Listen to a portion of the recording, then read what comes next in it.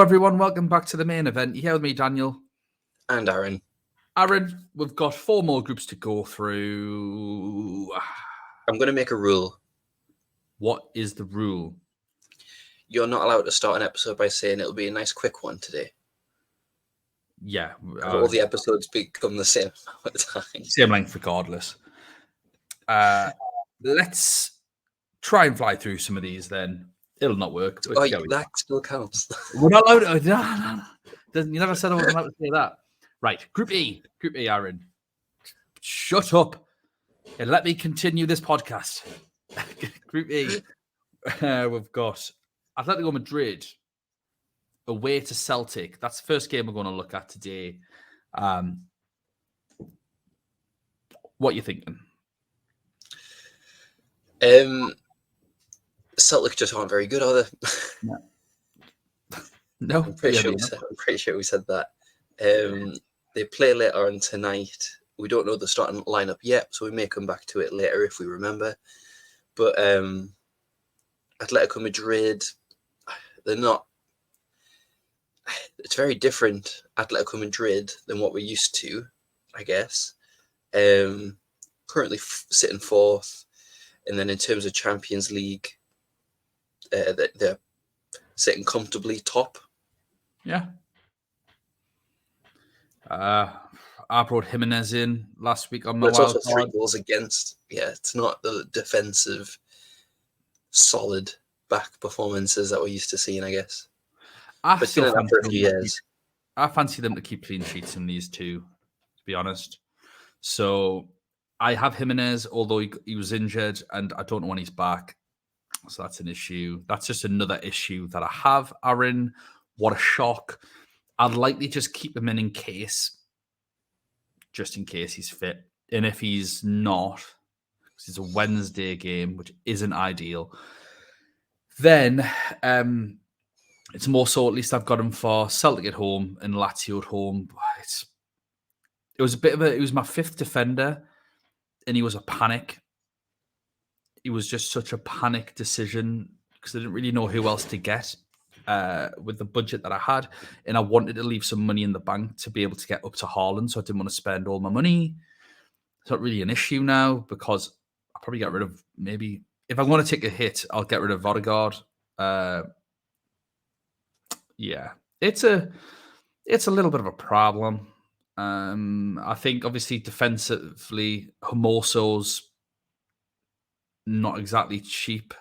It's the problem with Atletico Madrid defenders. They are you've got to pay for what you get with them, but they have been doing well defensively. I can't see Celtic doing anything in this game, to be honest. I think obviously the struggle to score against Lazio, but they did, which is fine, and we sort of did say that we thought that they would. But Atletico Madrid are still better than Lazio. How are Morata's the one again. I was going to have Morata in my team. The issue why I didn't on my wild card was because he got sent off in a La Liga game, the penultimate game to this Champions League game. In his replacement, scored 2 goals.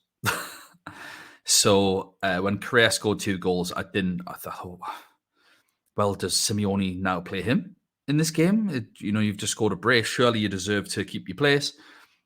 I don't know the inner workings of Atletico Madrid too much. So I did not fancy him to start. And that was very, very costly because it was between him and De Jong. And, well, we all know what happened. Morata lit this game week up. It was a shame. It was a shame watching you, people laughing at your expense in the group chats. It's crazy. It's crazy that they laugh at your expense in all these decisions. I'd laugh at me. I deserve it.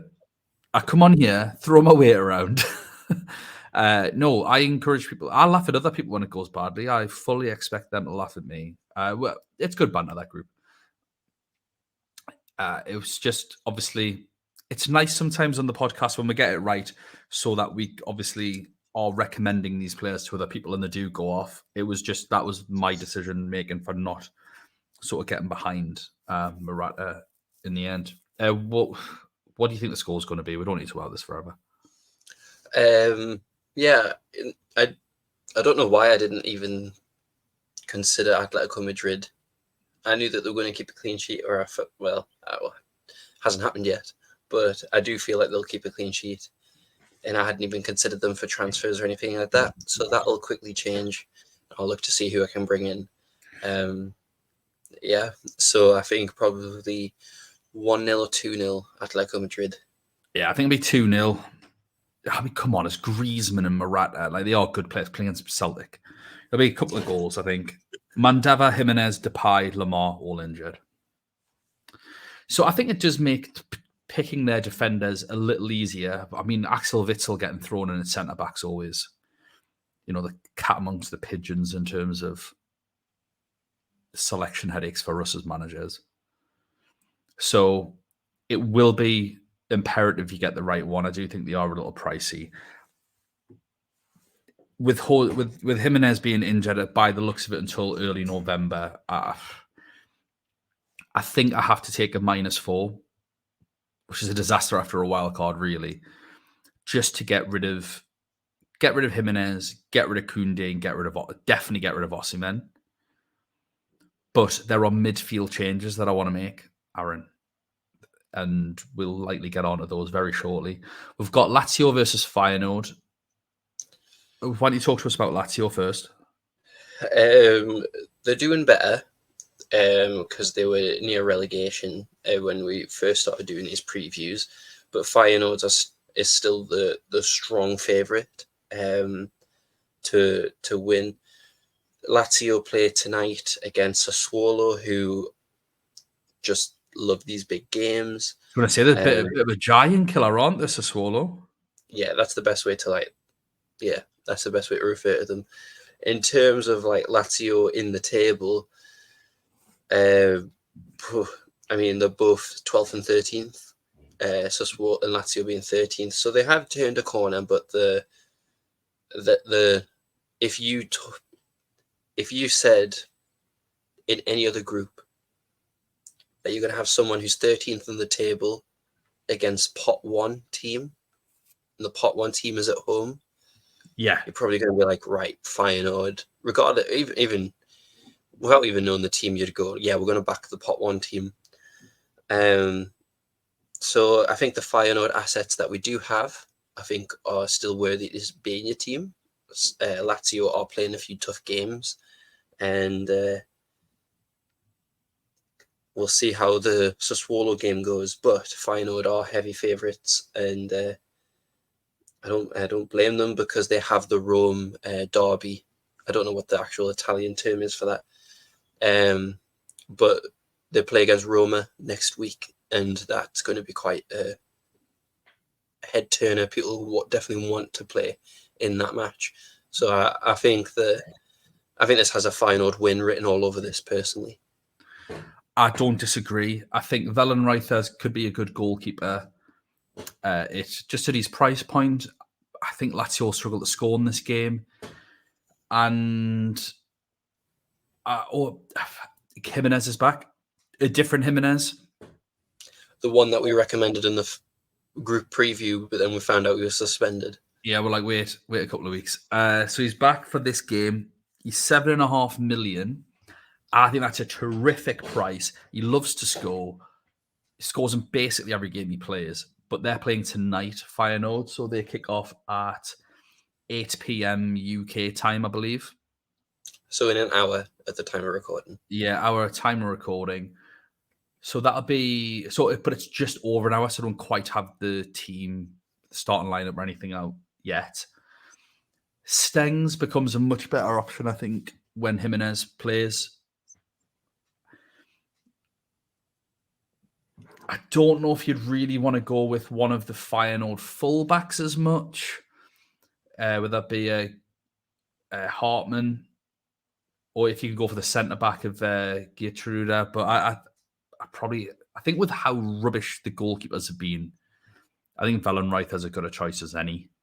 I think he even got loads of points last week, despite the fact that he conceded 3 goals. I'm sure he's still actually raked in a bunch of save points, which is surprising because he's been quite poor, to be honest, throughout the season in the Eredivisie. I agree. Like, I wouldn't go for anyone from Lazio. I just don't, this isn't the time. You've just mentioned they've got Roma next weekend. They laboured to the Celtic result and Feyenoord at home, and then even away to Lazio, you still maybe fancy Feyenoord. It'll be interesting. What do you think the score's going to be? After all that, I'm going to say Lazio 3-1. Just very full No, I think Feyenoord will win 2-0. I agree. I think it's going to be 2-0. On to the group of death. We'll start with league leaders, Newcastle United. I was about to ask a question with this. I don't know if my phone's glitching, but it shows that Newcastle are top. I don't know if that... I don't know. Yeah, you don't need to send your phone back, Aaron. We are top of the group, as was sung around St. James's Park just after Fabian Schär smashed one right into the top bins. I was at that game. I've got a ticket for the Dortmund game as well at home. I don't have a Dortmund away, so you just need to travel to all these matches. My streak will come to an end for Dortmund away. I don't think I could afford it, even if I did get a ticket, to be honest. But to see all three teams play in the group, I couldn't have asked for any more. 1 away, 2 at home.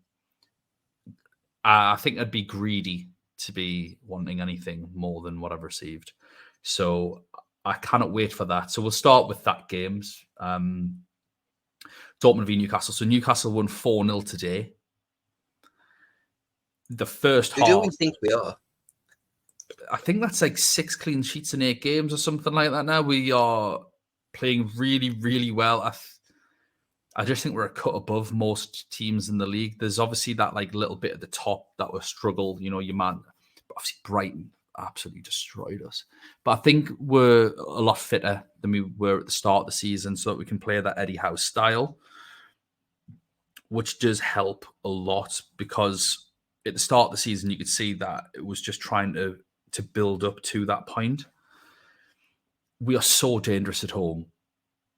And Borussia Dortmund aren't the greatest team, let's be honest, this season. I'm just about to bring up some Dortmund stats, but in terms of Newcastle, we were all the highest scoring defenders in the game. Yeah, like we were outstanding today. That right-hand side, Jacob Murphy got a goal and 2 assists. 2 assists, yep. Unbelievable day. He probably won't play. I think it'll be Miggy starting. I think if I was to chance my arm at a team, it's going to be Pope, Trippier, Shaw, Lascelles, Byrne, Longstaff, Bruno, Joe Linton, Gordon, Isak, Miggy. I think that'll be our team, personally. And I just think we'll win the game. I just think we are a really, really good home team. And I think if we do win the game, that has to put us as favourites to qualify. I think we're already favourites to qualify, obviously, because we're top. But regardless, it goes on head-to-head, doesn't it? Does it still? Is that still a rule? I know. I believe it's head-to-head. Flop. And so Milan have drawn both their games 0-0, which somehow Rafa Leao was the player of the match in both games. Yeah, but Tomori's the highest scoring defender in the game so far, with 18 points as a result of that. But Byrne, then Shaw, then Hakimi, like, for the group of death, defenders are the place to go. It's absolutely. Hakimi, after conceding 4 goals. Well, all of his 15 points came in game 1. He got 0 in that second game. Donut against us. To be fair, I mean, it's one of them where I think I said don't go Hakimi because I fancy Newcastle to score. Said we'd have to score 2 or 3. But I did not expect Dan Burn to do so well against Dembele and Hakimi. brave from Luis Enrique to play a 4-2-4 formation. I thought it worked for the first 5 or 6 minutes because we like to play out from the back and it pinned our fullbacks back. But I think we responded really well. It took us about 8 or 9 minutes to figure out what we had to do against that system. And because it's encouraging. Yeah, it's encouraging because obviously Brighton really, like, they destroyed us. That wasn't even a close match. Playing the same system. And so the fact that we were able to respond so quickly to another team playing the exact same system shows that Eddie Howe is like, I can't imagine him shouting, but he definitely got in their faces after that result. 100%. And Luis Enrique's team choice wasn't as good as Brighton's. Brighton's, I think they had Solly March playing and they had Estupiñán playing. Plus, obviously, they had the forwards. And what it meant was, if we ever did respond, they could change their system. So they could have went to 3 at the back and wing backs. They could have played a box standard 4-3-3 formation. Because they had Mawani and Gonçalo Ramos up front, and Mbappe and Mawani were swapping around. And then they've got a wing back at right back and a centre back at left back. They were stuffed. They couldn't change formation. They couldn't then adapt. Yeah. Because I just thought it was laziness from Paris. Like, I think all they did was they looked at a game that Newcastle got beat and just went, right, we're going to do exactly the same thing that they've done. And Newcastle, Eddie Howe giving him like a more praise than what he gets, which he rightfully gets. I think they were like, right, teams might try to do the exact same thing against us that Brighton have just done because it was so easy. So, yeah, I think that it was just laziness on the Paris Saint-Germain side and due diligence from the Newcastle side in terms of responding to a loss. Yeah, I agree.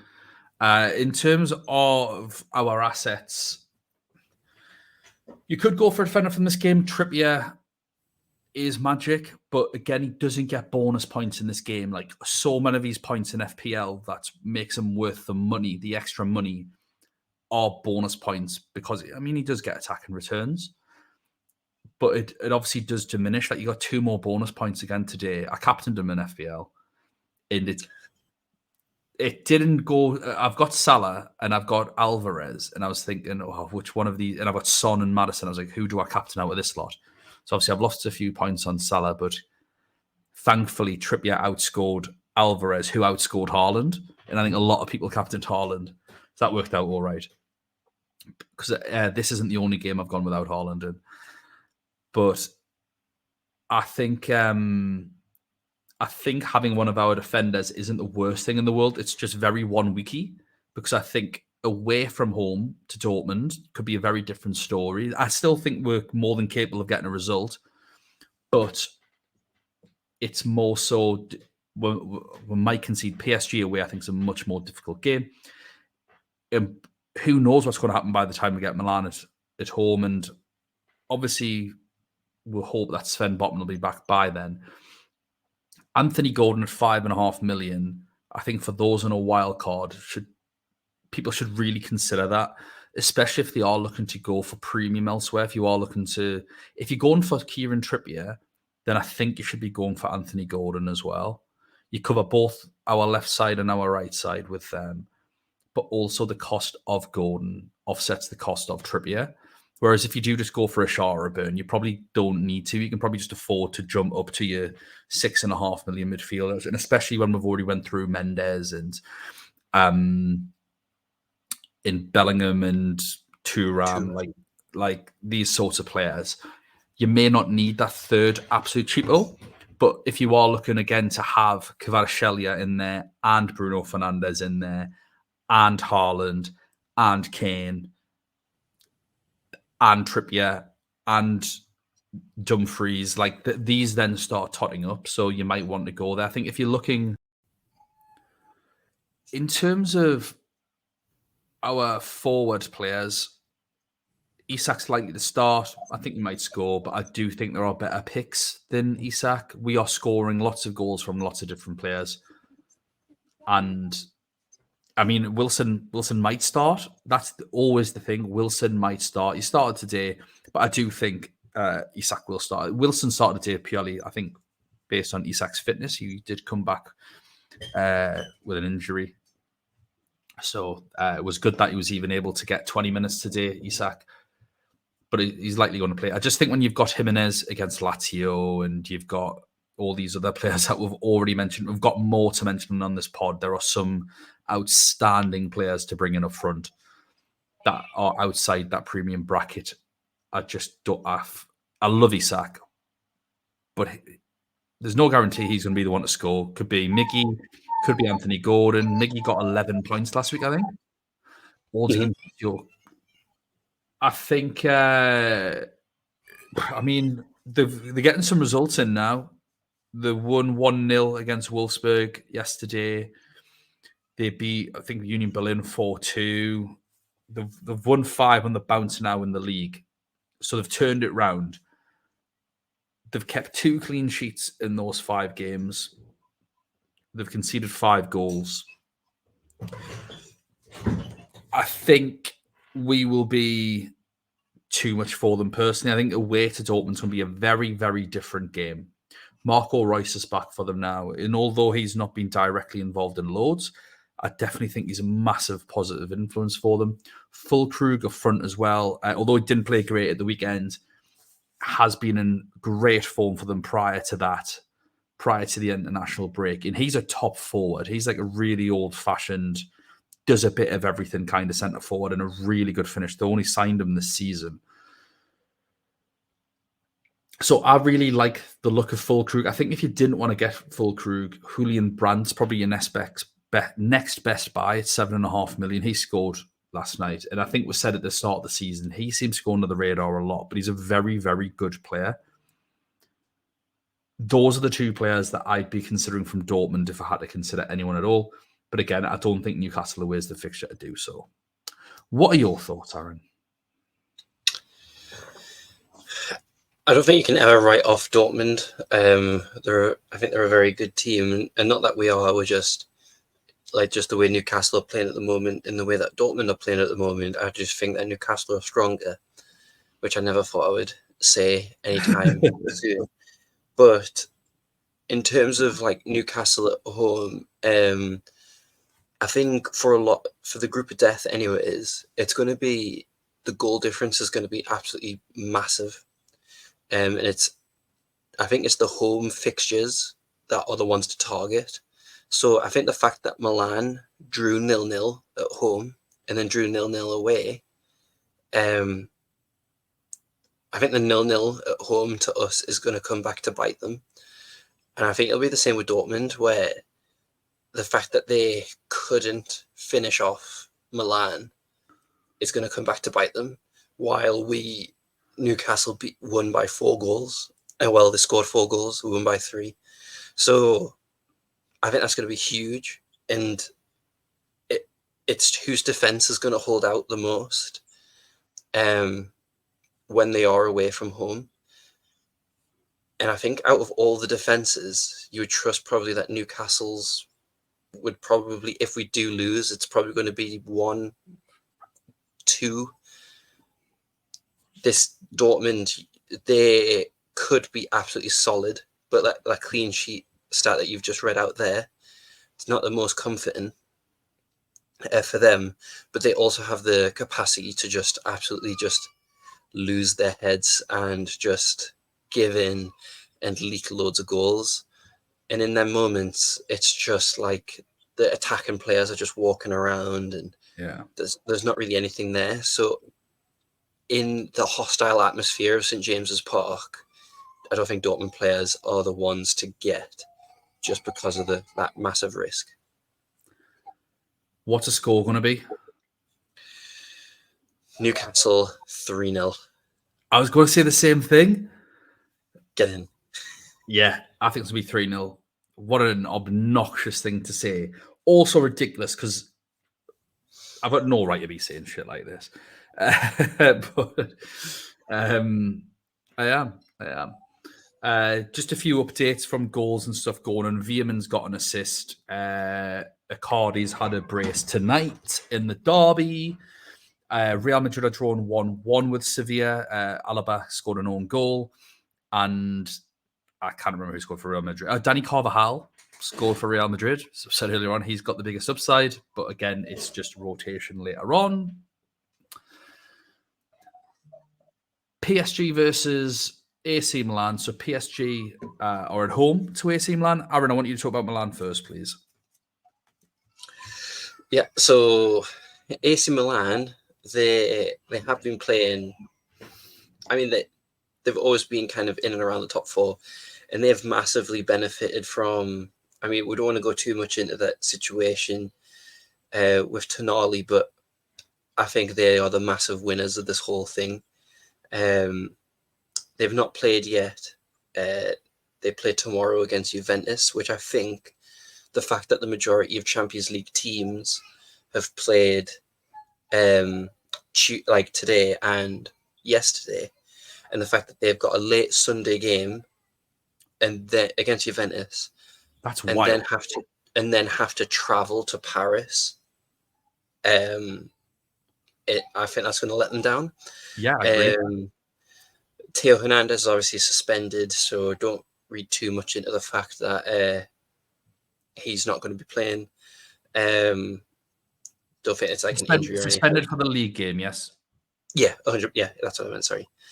They're having a bit of a goalkeeper nightmare, but on steps Giroud, who, if he somehow gets put in as a goalkeeper, I think he's going to be in everybody's team.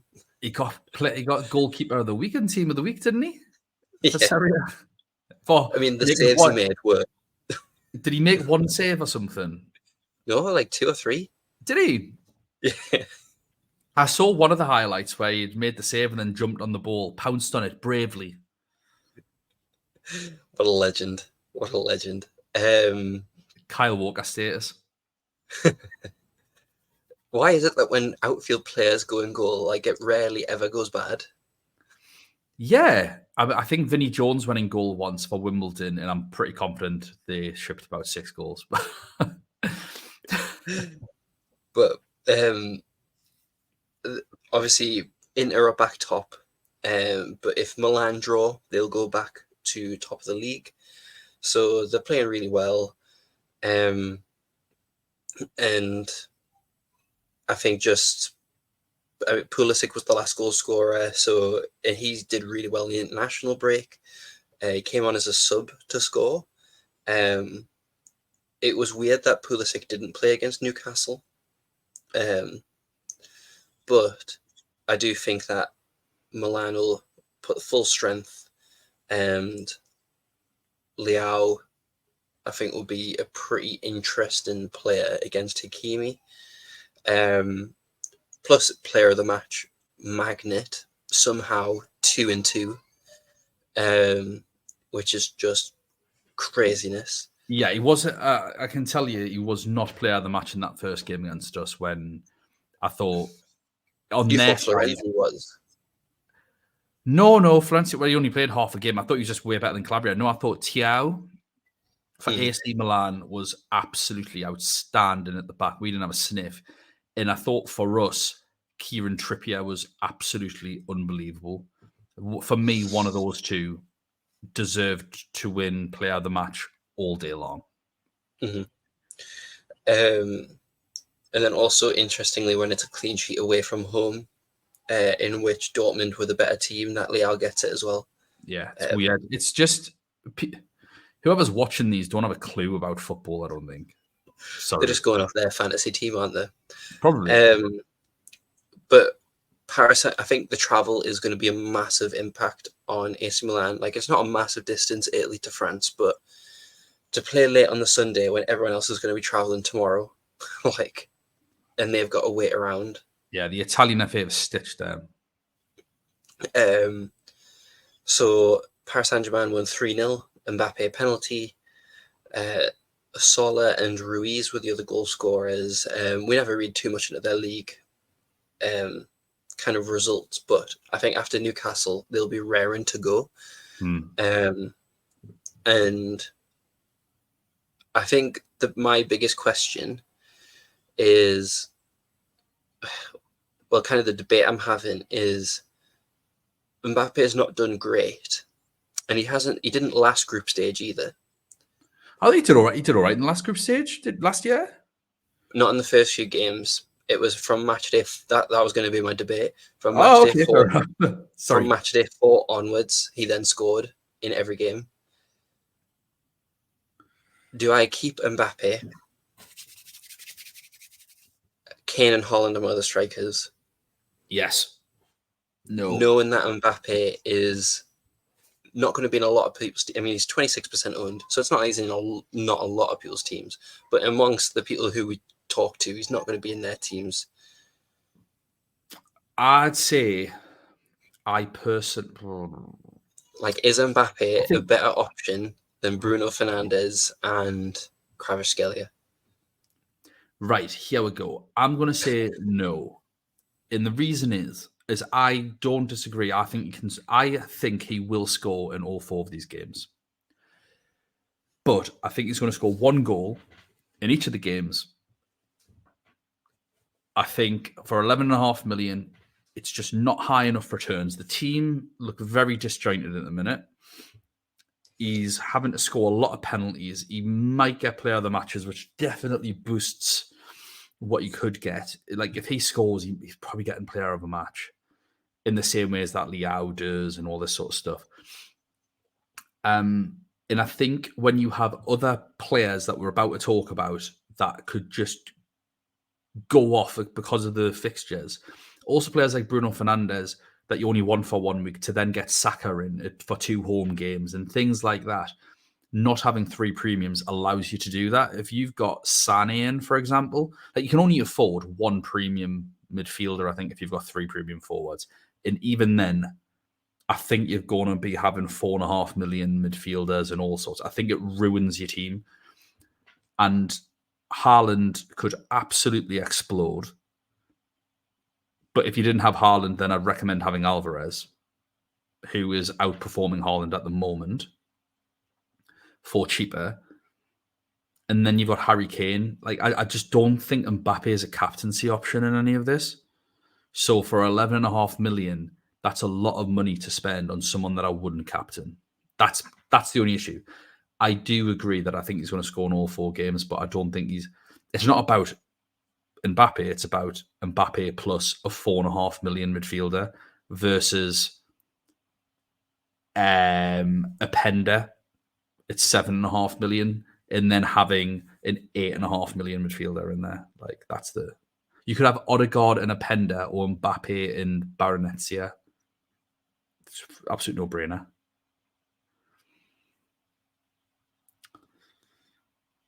What's the score going to be? I think AC Milan will concede the first goal of the tournament, or the first goal of their tournament. Yeah. I think it'll be a 2-1 win for Paris Saint-Germain. Yeah, I have no idea. I think PSG will win. That's all that I know. PSG will win this game. But yeah, 2-1 feels about right. I'd love another draw in this game. If this game's a draw, that is just absolutely magic for us, I think. Providing we don't lose. Other teams just not picking up 3 points at any stage is just imagine that if, like, by match day 5 Newcastle have qualified and they're starting to rotate. If we start rotating, we're the rotation team. That'd be hilarious. It'd be great though. We might need a rest with how many games we've got coming up, but that'd be unbelievable. But I think that we might benefit from the rotation. So who knows? We'll move. By the way, we obviously want to be finishing top of the group as well. What a ridiculous thing to say! What a ridiculous thing for a Newcastle fan to suggest. Pure hubris, and I understand why every single person that's ever watched this now hates us. I fully appreciate that. If it makes anyone feel any better, I do think we'll get slapped away at PSG. If that makes anyone feel any better whatsoever. We'll move into Group G, the penultimate group. We've got Manchester City away to Young Boys. Man City. So winning men versus today. boys. Say that again, sorry? Men versus boys. Men versus boys. But who will be the boys in this situation? Do you think Young Boys can pull off a miracle? They are at home to Manchester City. Man City They won did beat 2-1 Man today. United. Yeah, exactly. But no, I don't think they will. Yeah, I highly doubt it as well. Pep obviously rotated his defense quite a lot. Rotated his goalkeeper as well today against Brighton. Manchester City are just a nightmare to predict. I think Julian They've got Alvarez. some tough games coming up. Julian Alvarez, I just don't know if he's going to be playing games. But obviously, he got the goals in the last round. He's got more points than Haaland so far. Haaland, you just expect to play every game because he just doesn't really do that much up top. Like he doesn't. He's not like a pressing machine, is he? He's just there waiting to finish his dinner. Beyond that, now that you've got, KDB's still injured, but now that Rodri's back, now that Grealish is fit, now that Bernardo Silva's fit, everyone else is just a total nightmare in terms of selection. Because I think Alvarez will be playing Premier League games. I don't think Pep needs to be playing him in loads of City. So, even defensively, Ruben Diaz is likely going to play because he didn't play today. That's kind of what you've got to go off. Pep in the group normally has like a Champions League team and a league team. But whatever we think we might know for this game, we have no idea about the game after or the game after. And it's a shame because Young Boys are two fixtures that you should really be targeting. But as far as a wild card goes, whoever you bring in, you're probably going to take out by match day 5. And I just think there are other better picks. So as much as Alvarez at 7 million is absolute dynamite, Ake, 4.5 million, could be a really good pick. So I do think he's probably going to play these games. He suits this sort of style of European football, big, strong, really quick. He's in my team already at the moment. Say that again, sorry? He's in my team already from the last few match days, so yeah, I don't think he's a player that I'm taking out. Yeah, I wouldn't be taking him out. He's a player that I would think about putting in because I think he's going to get these games and not the Premier League games, but it's still rolling the dice on a Wednesday player this week. I appreciate the next 2 weeks, 4-5, are both Tuesday games for all the teams on this podcast. So it does turn around from that point. The thing is as well is that the games from then onwards, so like their schedule for Man City, so obviously they play Young Boys on Wednesday. Then after that, it's Man United. Then after that, it's Bournemouth, which I'm not saying they're tough games, but I wouldn't call Man United away the easiest of matches. It's a derby. That's a derby. It's a must-win derby. But then from match day 4, away to Chelsea, home to Liverpool, home to Leipzig, home to Tottenham. So 3 home games in a row, but it's Liverpool and Tottenham in an awkward trip to Stamford Bridge. Like it's a bit, I think that's going to be they'll want the 3 points. I think they'll play their strongest team and then look to tie up the game, and then and make substitutions in the second half, ready for Man United. That's what I think. So I don't think Haaland gets the full 90. But I don't think Alvarez will either. I think they'll try and tie up the game really quick. And that's probably why he's rotating the defenders. I do think Akanji will play, though, seeing like he's now suspended for the next week's game. So, yeah. I think you've actually answered a few of my own questions there about who I want to bring in, because I've had a bit of a forward midfield dilemma about points and hits and all sorts. And I think you have just solved a query for me, Aaron. That query was going to be, I wanted I mean, it's well. In fact, I'll tell you what the query was because it involves another team in this group. Let's just finish off for the scoreline for the. We're not going for young boys players, aren't we? Not. Are we not? Aaliyah? No. It's the only player we've ever recommended, I think, from young boys. What's the score going to be? 3-0 Man City. Yeah, whatever. Yeah, same. Away, other way. I'll go 2-0. I'll go 2-0. So the issue was going to be for Leipzig. So we've got Leipzig, Svenna Zvezda. I've got Raum. I think Henriks is definitely the better pick. It's just I was wildcarding and Henriks was injured, and I wish I still just had him. Henriks got an assist today. Leipzig won 3-1. But Dani Olmo's back. And Openda is in great form. And I really wanted Openda, who's a forward. I really wanted Olmo, who's a midfielder. So obviously, Osimhen to either Haaland, Alvarez, or Openda, or Jimenez was a question. Do I take a -4 to take Luke de Jong out was another question. I do have obviously 2 free transfers, but I need to take out Koundé and Jimenez most likely. So who are the defenders that I'm going to put in there? Do I need Olmo to come in for Martin Odegaard? But I think from having this conversation, I can keep Odegaard in and I can move Osimhen to Openda, who was on fire today. He's just scoring in so many games. He's 7.5 million, absolutely nailed up top for Leipzig. And I think he'll be an even better prospect with Dani Olmo coming back into the team. Olmo 7 million, anyone that's wildcarding, like this is it. Get Dani Olmo on your team. Sod Xavi Simons, he's 0.5 more expensive Olmo, and he's just a better all-round player. Often plays higher up as well. Can play up front with Openda.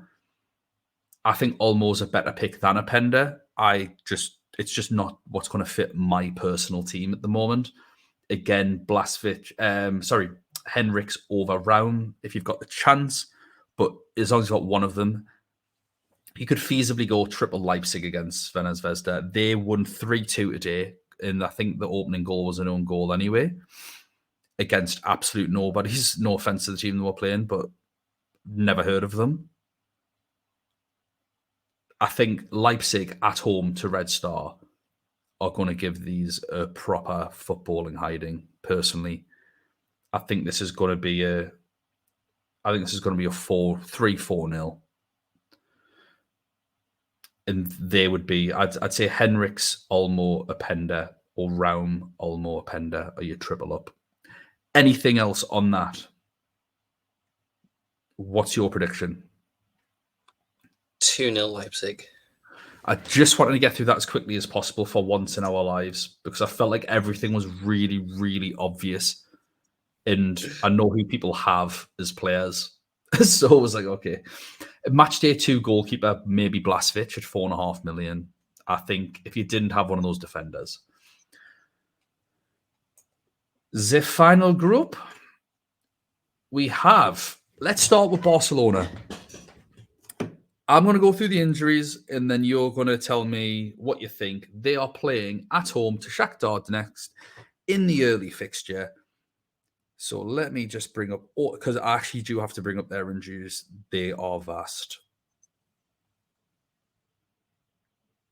Yeah, they're going through it at the moment. Oh, yeah. So Pedri is doubtful. He has a knock. He is just doubtful. Jules Koundé is out until late November, much to my own lament. Rafinha, Robert Lewandowski, Sergio Roberto, Frenkie de Jong, all out until early November, and Gavi is suspended. That's a lot of players. How do you think it's going to affect them? Against the teams in this group, I don't think very much. I think it'll just make the scorelines a little bit closer, personally. But I think the biggest thing is the clean sheet isn't as guaranteed because not having Koundé. Or Gavi, or like obviously having such good forward presence helps you defensively. in terms of Donetsk, they won 3-0 today, but I think we've all learned a lesson really not to. No one's screaming out in terms of actually getting any Champions League returns yet. I still have Riznik. That's fine. He's a 4 million playing goalkeeper. He's playing on a Wednesday this week, so I just probably won't bring him off my bench. And I'm hoping that Jan Sommer just doesn't concede, and then everything will be good. And then from then, he's got 2 Tuesday fixtures, which means he can just play him and see what happens. I actually think for 4 and 5, he's good against, because Barcelona away is a game where he might just absolutely rock out loads and loads of saves. He might concede 5 goals. Doesn't matter. Just sub him out. It's like, it is what it is. Like, it's like a good. I think that's a really good roll of the dice. I think Cancelo is not the world's greatest pick because of the injury to Jules Koundé, although I think Araujo was a very, very good centre-back. It's just all of the other injuries and suspensions around him. That's the issue.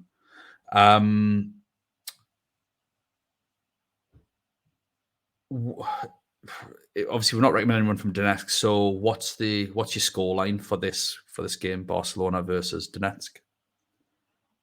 I'll go 2-0. 2-0. I think Donetsk score. I think it's going to be. I hope they do. I mean, we should probably mention João Felix. João Felix is probably going to be Barcelona's best player, if you like, in terms of maybe where you can get points from. Maybe it is Cancelo going forward. Obviously, we don't pick Cancelo for defensive returns, do we? So that could be the case. It's just, I think, as we've already alluded to, there's plenty of strikers to go to, and I think João Felix has had his moment in the sun, personally, especially without Lewandowski there, taking players away and distracting defenders. I think he's going to be outmarked. But yeah, I think I do think Barcelona will win. I'm probably being a bit daft yet. 2-1 Barcelona. The very last game we've got of the night, FC Porto versus Antwerp. Antwerp have a bunch of injury concerns themselves. In terms of doubts, Velhurst, Cobain, Vines, Onyeka, Engels, Richie DeLay is out. So Richie DeLay is generally their starting right back. Onyeka has obviously played right wing this season, so he's fairly important to them.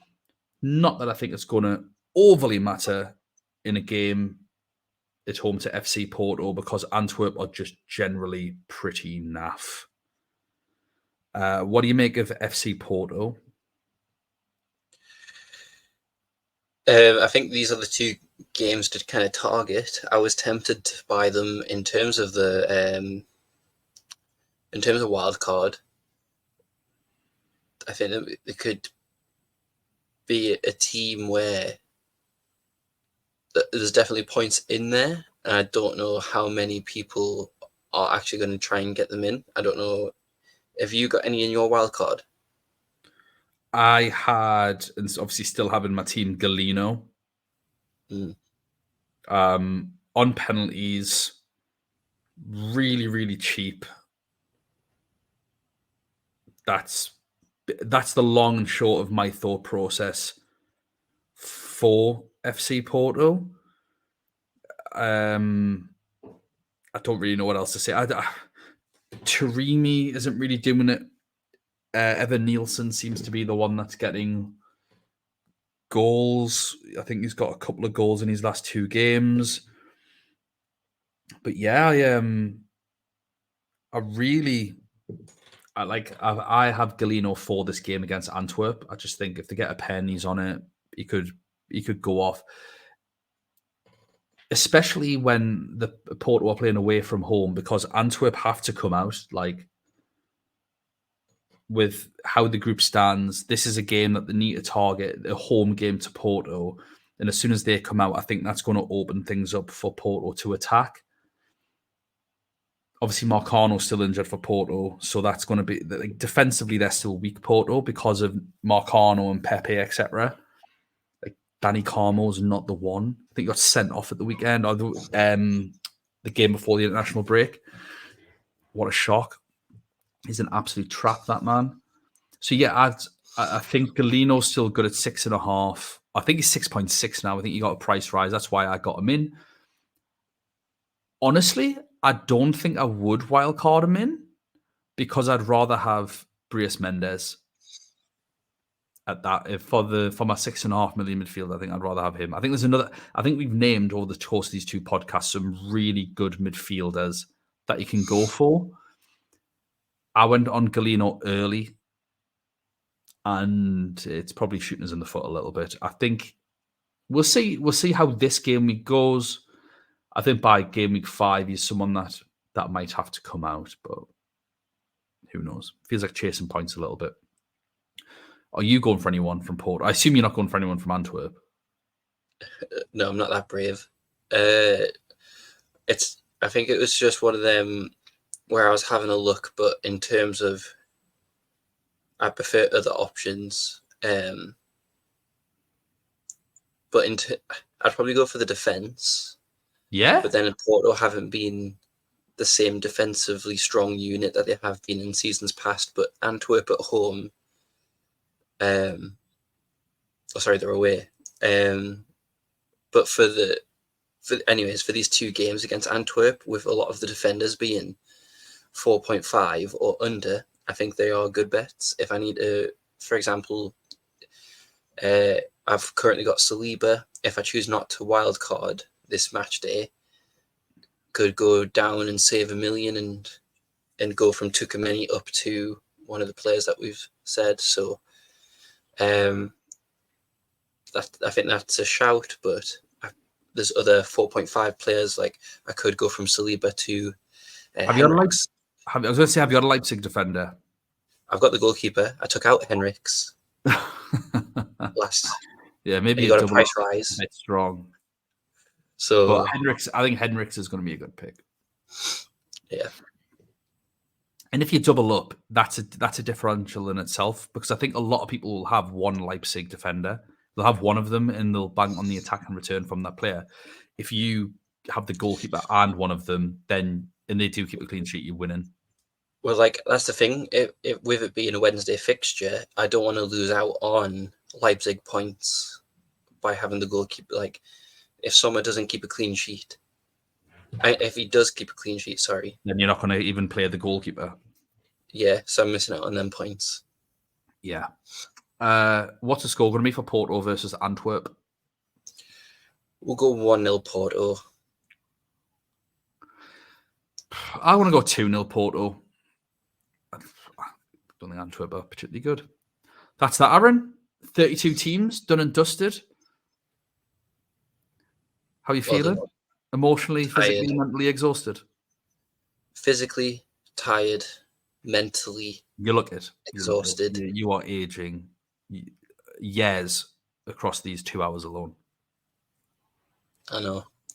It's what fantasy does to you. Well, make sure you get some decent moisturizer and a Secret Santa, mate. Don't worry. Thank you so much for everyone else that's put up with us talking for the last 2 hours across these two podcasts. We really, really do appreciate it. Please don't forget to like this video, subscribe to the channel, and also if you are a Newcastle fan, feel free to subscribe to the Gallagher Shots YouTube channel as well. We are on Twitter at UCL Fantasy Pod. Best of luck, everyone, for this round. Lots of chips to be played, I imagine. Hopefully they go better for you than the Limitless Wildcard lot in match day 2. Not really. Hope you will fail. And we shall see you all next time. Bye now.